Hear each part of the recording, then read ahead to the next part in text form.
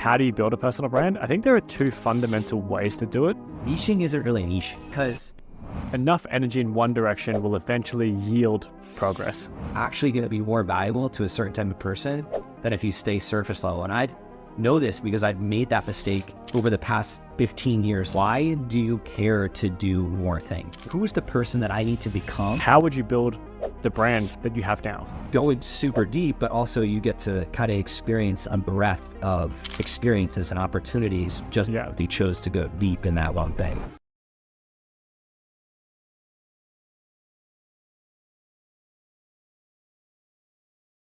In your startups. So if you have questions or you're trying to put out fires, and if you're in a startup, you are exclusively putting out fires, send an email through to the show and we'll get that question on the show with an expert. So send those through to podcast@joeldtrapani.com.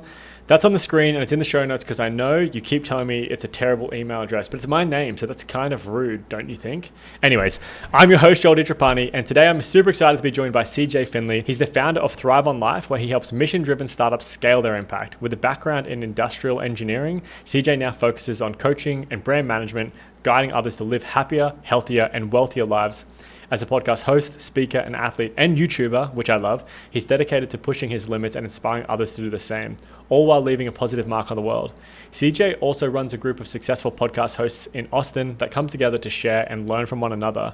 And after I went to that show once, I started this show. After I came to your group once, I started this show. So this is like a really weird full circle moment to have you back on kind of around episode 50 or so. It's been crazy how, as always, meeting one person and one moment and one interaction can like kind of change the course of what you do and what you care about. So the interesting thing I find about you, CJ, is you live like such a truly intentional life. And every time I've met with you, I keep thinking like, is there something CJ's like trying to get at here? But it's like, no, you just are like weirdly present, like more present than I can even imagine being, which is crazy. And you just want to give in that moment so much, which I love. So mate, thank you so much for coming on the show. I'm just grateful to be here. Like I said earlier, like the fact that you reached out to me and we were able to make it happen just means a lot. And I'm excited to have this conversation and be valuable to anybody that's listening on the other end. Mad, man. Well, before we jump into the questions, can you tell me a little bit more about ThriveOnLife? Yeah, so I'll give a quick backstory. My wife and I have known each other since we were 10 years old. Wow. Yeah, she was the first girl I ever bought flowers for. We ended up dating when we were in grade school, which consisted of us holding hands at the skating rink. So if you can remember back when you're in grade school and maybe you went rollerblading with your pretend significant other, because holding hands was what made you boyfriend and girlfriend at the time. That's who we were. And we went into high school. She ended up dating other people, same with me, and we stayed really good friends. And I've always had a thing for her. Like I didn't know it at the time, but I really loved her, and I had no clue what that was at a young age.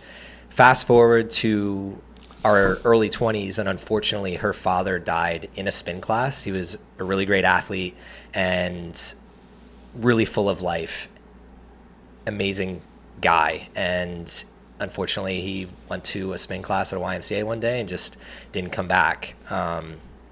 And that was on my mom's birthday. So I don't know if anybody listening believes in like universal signs, but there's certain things in my life that have happened that have lined up to kind of be the push in the direction that I've needed. And my mom called me on that day, let me know that Aaron's father passed away. And I had a corporate job in Stamford, Connecticut at the time. And I couldn't make it to the funeral. And I felt really terrible about it. It ate me up inside because I couldn't go, quote unquote, because my corporate job, I was at training and I didn't want to lose my job.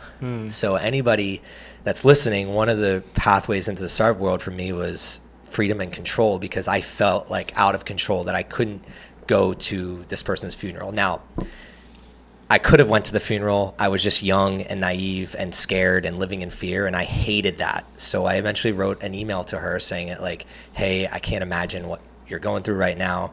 If you ever need anybody, I'm here. Like, just give me a call.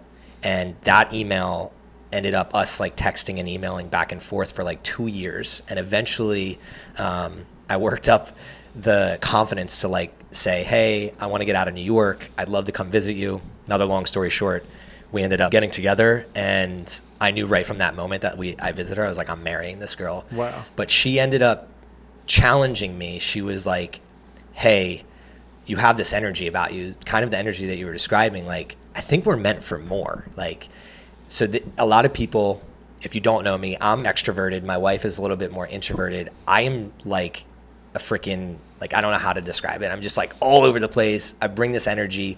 She's a little bit the opposite. She is what I would call the person that grounds me. And she felt this energy and was like, we need to like put this into something. And I also felt that as well. What that started as is CM Fitness and helping train other people, because I was an athlete in college and I really liked helping people feel better about themselves, because I know what it's like to transition from being scared to go to the gym or being underweight, being overweight. Those things I empathized with, and I knew that it parlayed into mindset and business, and everything you touch in life depends on how you feel about yourself. So I started CM Fitness, got in a month or two, and I just didn't feel it. I was like, I don't like the spotlight pointed on me necessarily. Like, I want to build something that like builds community and brings people in. So we started looking at different names, and Thrive kept coming up. Like, we don't want to just survive. Like, I want to fucking thrive. Like, I'm here for a short time, and when you think about how long the earth has been here, I want to thrive while I'm here. Thrive.com, it's still parked right now and says it's not for sale. Like, I look every year and I was like, I'm probably going to buy this for $1 million one day just because I want to, but I wasn't able to get it. So then she thought of ThriveOnLife, and unfortunately at the time, ThriveOnLife.com wasn't available. Someone had it. So I reached out to them and they wanted like $2,000 from it, but I had learned on a podcast that like offer 10% of whatever someone tells you. So I was like, I'm not paying you $2,000. I'll give you $200. And we met like $100 more, like $300 or $400, and I got ThriveOnLife.com. It started really though as me almost like in your shoes, but starting with like a newsletter. I had like a Thrive Weekly newsletter where I was just spotlighting local people that I believed were doing good for the world. It was really, we were talking, Joel and I, before jumping on here, we're talking about like how to use podcasts and other media ways to build your network and help more people. So it really just started as that. And I have like the heartbeat symbol of ThriveOnLife tattooed on me. And over the years, it just has transitioned into, I've done community events working with various hotels in Houston and Austin, because it started in Houston. I've helped other brands build up their communities purely through like my ethos of like making every heartbeat count, is one of our sayings, and then strive together, thrive together. It's literally just having this realization that like our heartbeat could end at any moment. And that's where like that presence comes from for me, is just like, I don't know when the last heartbeat I'm going to have is, so I'm going to give everything to every moment that I have. It doesn't always work that way. I have a lot of flaws, but it's just a reminder. It's a way of being. And it has parlayed into consulting, working with big brands like Vice Media and New Balance, to my podcast, to YouTube. And today it purely just exists, I would say, as a reminder to me and others to just be intentional with the way that you show up. Right now, like I'll send ThriveOnLife hats to people, but it really is an ethos and a way of living more so than this is my business that I'm trying to push onto people and make a living from. It's interesting because like 100% of the times people told me like, I'm trying to come up with a name, I've said it doesn't matter. But you might be like the one person where I think a name at the beginning kind of made a difference. Like, because I guess it became, the name was almost like the mission for you. The name of Vigo was just like, yeah, cool, that makes sense. That's a cool name. Or like my podcast, Do As I Say, like that made me laugh once, so I just call it that. Like, names for me have always been like superfluous in a way, but it feels like it's never been superfluous for you. When it comes to business, I 100% agree with you. When it comes to living in a principled way, that's where the name matters. Because if I'm going to show up in a certain way every day, I need to be reminded every single day, and there needs to be meaning behind that. And that's where like tattoos, I have a ton of tattoos, but like I have 2 succulents on me. I have this like spiky one, and then I have this more reserved one. The spiky one is me, and the reserved one is my wife. And the thing about succulents is they can thrive in any environment. So if you put them and they don't necessarily have water, like they can survive and thrive in that environment. And everything that I do comes with that intention and reminding me. And I wanted to start with this pillar of that name, because everything that branches off of ThriveOnLife, I realize that my time on earth here is not infinite. So when it comes to what podcast should I be on, what business partnerships should I have, does this align with thriving on life? It makes it black and white for me. So that's what I kind of mean by it's a way of living and a way of reminder to just like create boundaries and constraints. And then I ultimately get more out of life because of constraints, whereas most people think you get less out of life when you're constrained. But if you understand who you are and your why, it makes everything else more clear. It's like, oh, that person doesn't really vibe with who I stand for. It doesn't make them wrong. It doesn't make them a bad person. It's just like, I'm not going to spend time with that person. Or same thing with the business. So it was really just what'll make me feel alive every day more. And to end, like, I agree wholeheartedly with the other businesses that I work on. The name is it's not always top of mind. It's more of like, what's the product and what's the offer that solves a problem that we care about more than the name. I love that idea, you know, that constraints allow you to do more and experience more and see more. Like, and I think that is kind of intuitive to people to begin with, but I definitely found even with this podcast, like we spoke about this beforehand, like I'm like, no, stay niched up, like stay in my lane. And when I stay in my lane and give myself constraints about who can come on and not come on, what are the topics we talk about, I think the opportunities that come out are huge, because it's like the magnitude within my lane is massive, and I'll constantly be tempted. But the more I do this, the further down this path I go, like that's where the opportunities come. If I'm taking one step in every direction, I'm going nowhere. So do you realistically know how deep the ocean is? No. The reason I ask that is, like, if you Google after this, like if we were live right now, we could like look at how deep the ocean is. You start realizing that like niching isn't really niching, because you're just looking at the problem in a different way and understanding how far down you can actually go. And if you view it as the ocean, like most of us just think the ocean is like, oh, like a couple 100 feet. Like, dude, the ocean is scary deep. So when you go into a niche that you're really passionate about, like what can you talk about every day? What type of people can you talk about every day? Like talking to an entrepreneur like me, and then you bring another entrepreneur on, like they're going to be able to go deep, yes, in entrepreneurship, but in other hobbies and other things. So it's always going to stay interesting, but you're able to go super deep in that one lane that's actually going to be more valuable to a certain type of person than if you stay surface level. And I know this because I've made that mistake over the past 15 years so many times. And I'm just now, like my wife and I had our son last year. I'm just now really learning what going niche even means, because I hate, like for personal brand, I don't think people should niche. I think you should be 100% authentic to yourself, post what you want to post, and like show people what's on your mind and what you're thinking about, who you're interacting with, and things you're doing on a daily basis. But if you're a business and you're trying to solve a specific problem, the thing that I say to myself is like, one customer, one problem, one solution, one offer. And I just say that over and over again when it comes to my businesses. But when it comes to my personal brand, that's where I can spray and pray and go wide. But if you're trying to make, let's say the podcast is a business, it's like one listener, right? One problem that listener has, one solution that really vibes with that person, and then one offer to that person so that they convert. And if you do that, you're going to, like, success is guaranteed for that specific business. Like, I'll end here. This is a podcast studio. I don't wash my clothes here. But like, how many people, including myself, like try to mix those two things together, and they're wondering why it doesn't work. It's like, no, just be the best podcast studio. What makes a great podcast studio? Understand that from your customer point of view and just be the best at that.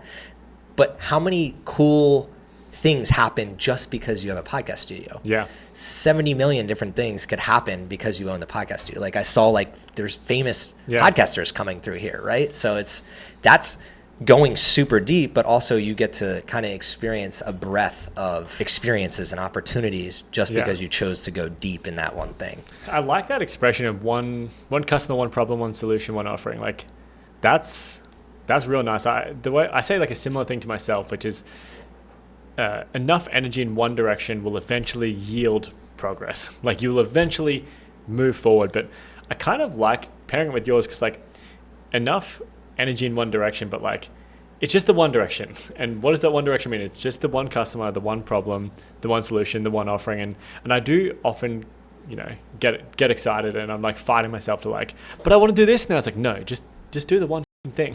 Like, get that one thing amazing. And then when you've nailed it and you've got everyone in the world that could possibly do it, maybe then start thinking about I think it comes down to psychology. It's like, why do you care to do more things? Yeah. I think that's another thing I had to analyze within myself of, why do I get so excited to do more? Yeah.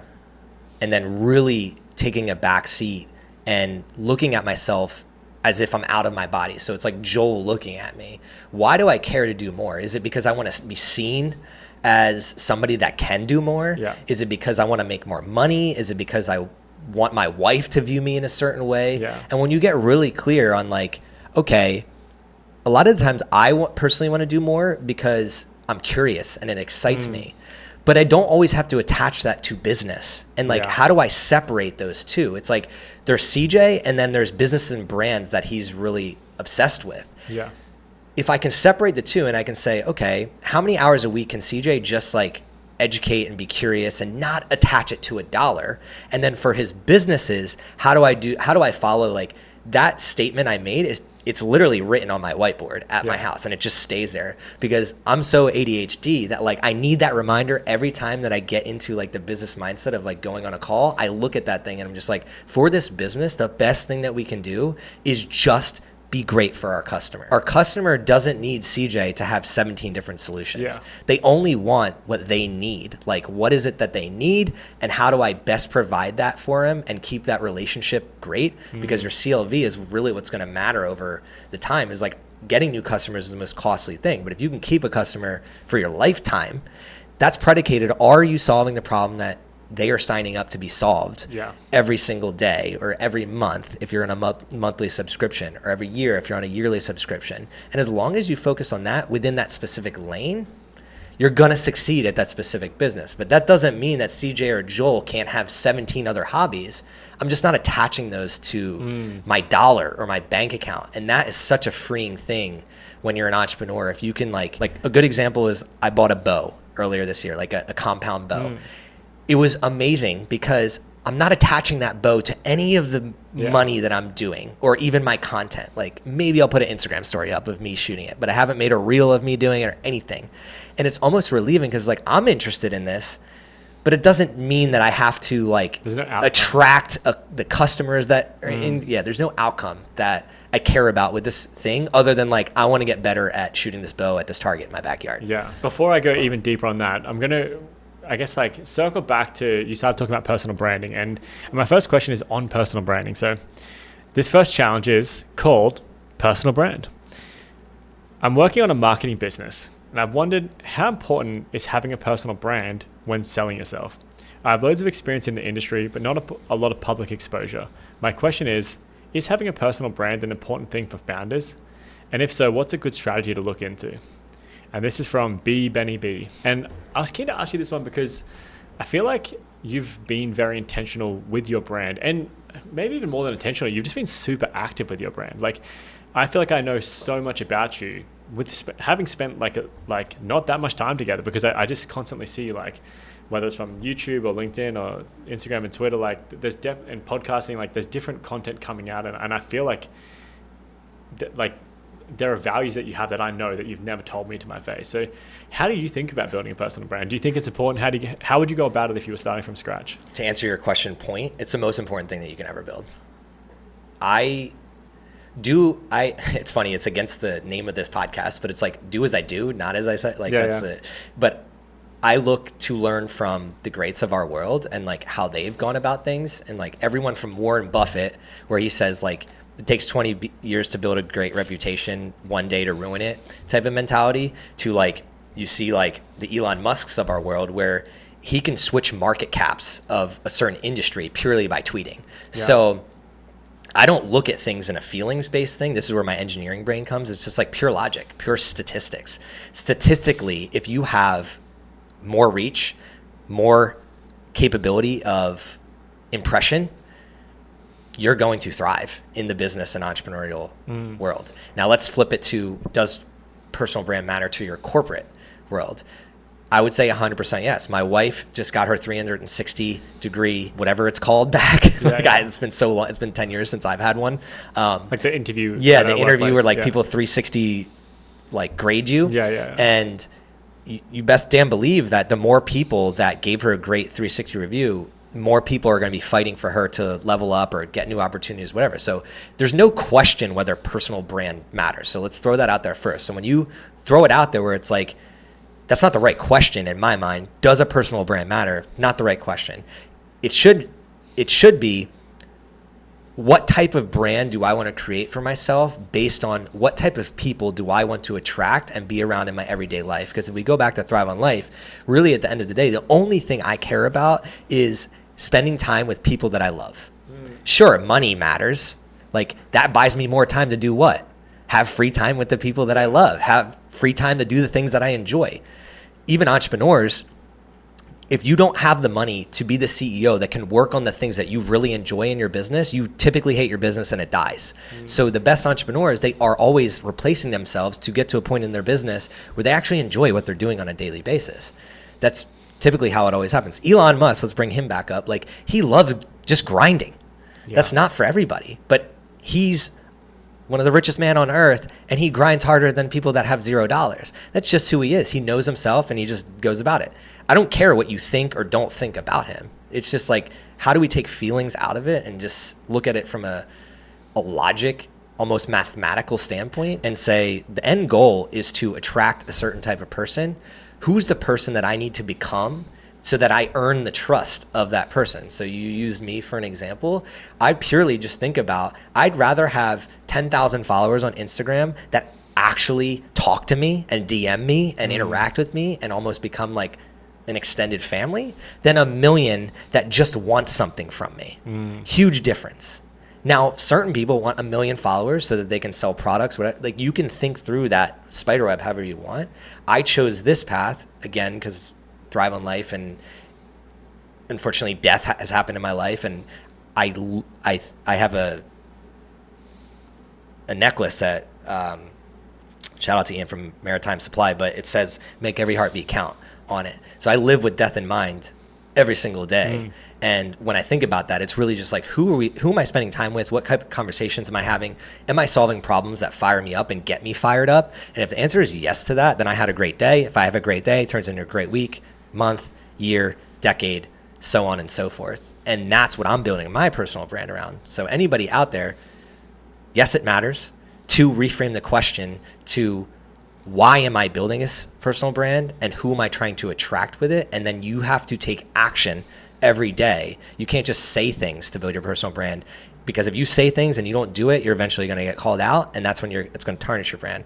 Versus I try to be the person that, like, there's no one ever going to be like, brand. Yeah, there's no one ever going to be like, he doesn't work hard, he doesn't care about his family, he doesn't care about what he does. That'll never happen with my brand, and that's intentional. And how would you start? Are we starting like, you just like, you've got, give me a scenario here, like, we'll make it fun. You've just identified what you want your brand to be, which is that, Thrive on Life is where you want to go. You don't have a single podcast episode out. You've got no platforms that exist. You've got a CJ LinkedIn profile where you've got 500 connections, and you've never posted before. And you've just realized that, like, you're getting out of your corporate life and you want to start this new kind of Thrive on Life world. You obviously know a lot about brand building now. How would you build the brand that you have now? What are the steps that you would take? The beauty of this question is I don't have to think in theory. Like, I just go back 10 years of like what I did.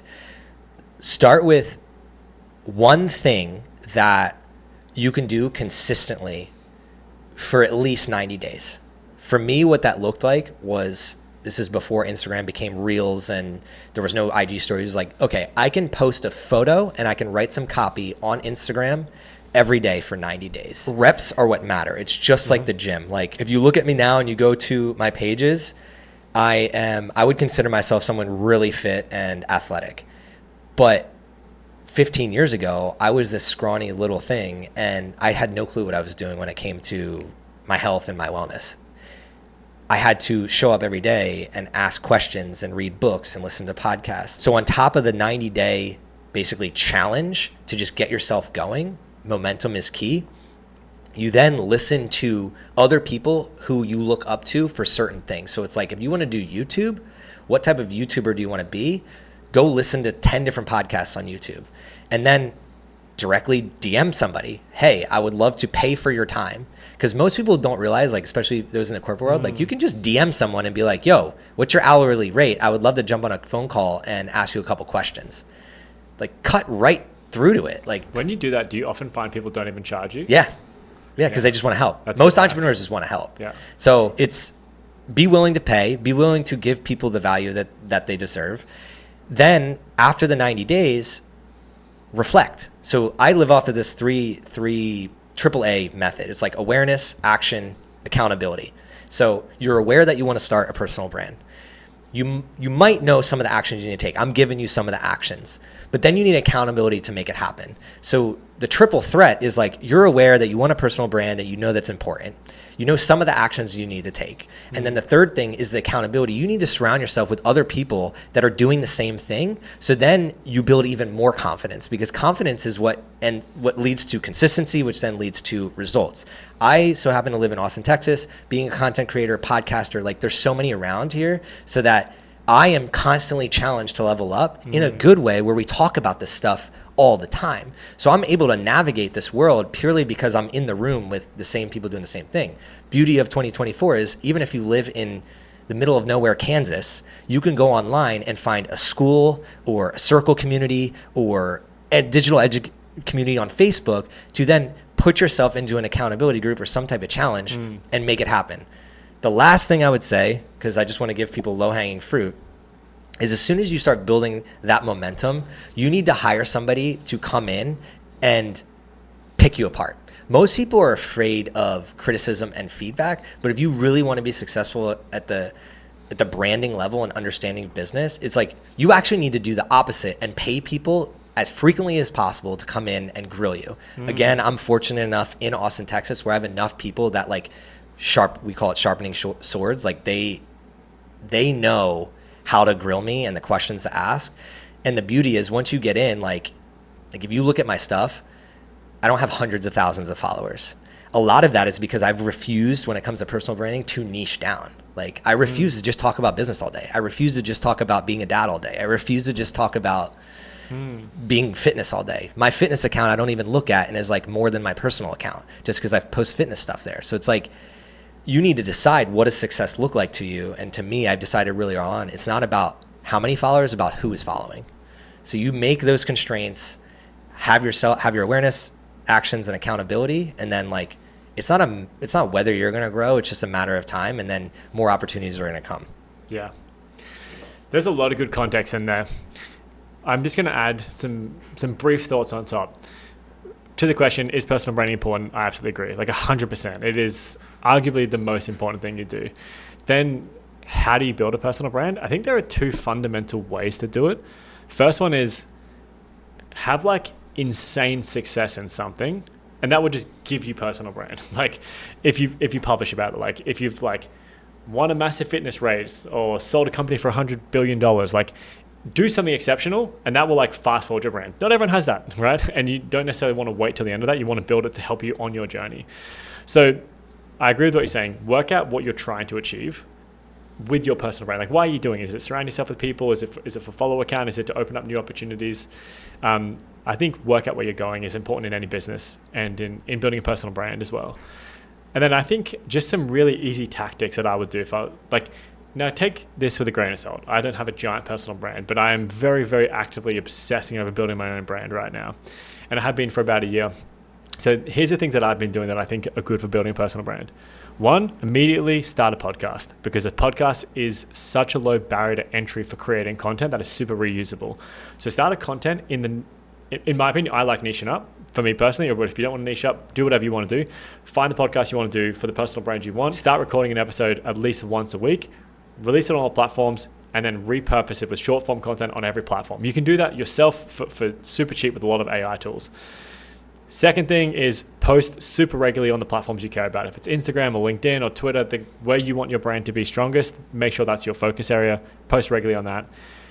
Have tons of events. I just run an event every single month. People are crying for good events. Like, it doesn't matter what city you are in, there is never enough events for the people that you want to hang out with. So throw events every single month. and then post about that as well. So like every action you do, make it a post. And I would just say, just do that as much as you can, because what really matters is the consistency and the repetitions, because your first podcasts are going to suck and your first events are going to have no one there and your first posts are going to be bullshit. But over time, your posts are going to be good. They're going to add value. People are going to fucking love you, and it's going to become easier and easier. So just do stuff that's easy for you, that you love doing, and keep on doing it. And I just love those things. I want to tie all these tactics to actual results that have happened in my life, and so that people can understand like what can actually happen when you start doing this. So like I was posting on LinkedIn about my illness and how I was in the starter board and how I was navigating my relationships. And my mentor, who's invested in me more than he should have in like so many different ways, both business wise and then health, and like he is brilliant. It started from a LinkedIn post that I made, and when I was sick, he was sick as well. He cured himself. He was like, hey, I'd love to grab coffee. We hit it off. This is like 8 years ago. And purely because I was posting about struggling with illness as an entrepreneur on LinkedIn. Has nothing to do with like, to most people, like, wow, that's what you posted about and it led to something. So I want to start with that. The second is the biggest win I've ever had in my entrepreneurial career is in real estate. It has nothing to do with like what I actually do on a daily basis, but it was in real estate because I met a chiropractor through social media that I was helping his business. And then he referred me to his realtor friend. We met in Cherrywood Coffee House in Austin. We just stayed friends. He's a family guy, just like I am. When we went to purchase a house, he was the guy. I outlined like what we were looking for. I found a property. I was like, okay, this is an investment property we're going to live in for 2 years. Once Austin started popping off, because of the entrepreneurial networking personal brand, this is where I want to remind people, it's not just about what you're posting online. It's about being your brand in person. I was friendly with our neighbor. He was putting his for sale sign up. It's a Tuesday. I literally asked him point blank, like, why are you selling your house? Where are you going? Whatever. We had a good relationship. I'm like, I called my realtor. I'm like, dude, we need to look into the numbers of selling my house like right now. I need to know what this house goes for and what they actually make on it. Because I have a great personal brand and relationship with my realtor who I met through somebody else, who I met through social media. We ended up like, that was the biggest win that I had. We ended up selling that within 2 weeks of me like getting it up. Luck is a big thing. Like, in entrepreneurship, and social media increases your luck. But the last thing I want to remind people of is like, maybe you're in the beginning of your journey. Like, I will literally, like, I can pull my phone up right here and record a video and like I could ad lib and just be super me, right? And I get paid to do ads for brands and organic content, all those things. But it started as me being scared to even write a blog post and make it put out there to anybody external. I started with 5 of my friends. We had a phone call every Sunday and we were talking about different ideas. It then turned into a blog that it was private, and I would have one person read it outside of my wife, my buddy Jeff. Shout out Jeff McSweeney. He then has seen me continue to level up. There's been times when I've been like, yo, can you throw me some cash? Like, I have this idea. And he literally has helped me out in multiple areas. That goes back a decade. And then when I had the real estate win, I'm like, dude, do you want this amount now, or do you want to continue to let it ride? And like, you believe in me, in maybe in 10 or 20 years, I'll give you 50x your return, and happily do so. And he's like, dude, just keep letting it ride. We go so far back in college days, like we were letting it ride on the craps table and on the roulette table in Atlantic City, New Jersey. So I've built my personal brand before social media even was a thing. And that's where like the videos and maybe being on a podcast is intimidating. I want to remind people, like, you don't have to start there. You can look through your phone book right now and send audio messages to people that you haven't talked to in a while and just say, hey, I've been thinking about you. I'd love to jump on a phone call one time and just like hear more about what's going on in your life. That is what I think I do better than anybody else out there, solely because I started doing that. Like, back when I was in school, I was an athlete and I'd build relationships in different disciplines, and I helped start a fraternity. So it's like, you don't necessarily even have to look at social media to build your personal brand. If that seems intimidating first, build your reps with who you already know and what you already know. And we all have a Rolodex on our phone. So just like I drive pretty frequently now, like 20 to 30 minutes at a time. Pick up that phone, call somebody you haven't talked to in a while, and just like get your reps in. And then the videos, the podcast, everything else just starts to flow and be naturally who you are, rather than sitting here thinking like, oh, I got to go from where I'm at right now to being Joel and CJ and feel that pressure. Or then us even feeling like we got to be Joe Rogan because we don't have to be that. So small. I guess because we're running out of time in the studio, I'm going to try and wrap this one up. But essentially, be Benny B. Is a personal brand important? Like, fundamentally, yes. And you should focus on it as much as you can. Like, because immediately and over time, it's just going to pay dividends, and it compounds and it compounds and it compounds. First step, just understand that. Second step, understand what kind of brand you care about. Like, who are you? What do you want to achieve with this? What are the kind of platforms you care about?